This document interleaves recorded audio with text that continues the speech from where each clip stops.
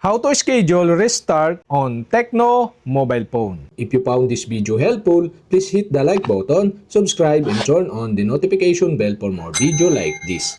Go to Settings. In Settings, go to System.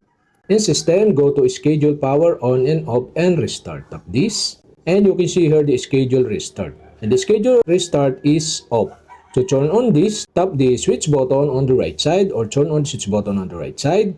And the restart is set to take place in 5 days, 10 hours. So you can tap this time and you can see here the time. You can change this by tap the time. For example, I set into 3 a.m. Tap OK to save the settings. And the repeat, tap this. So for example, I repeat from Monday to Friday. Tap OK to save the settings. And also you can turn on and off the remind me when phone restart. Switch off this if you don't want to remind your phone restart. So if you want to remind you when the phone restart, switch on the switch button on the right side. And tap the check button on the upper right side on your screen to save these settings. If this helpful, like, subscribe, and see you for my next video.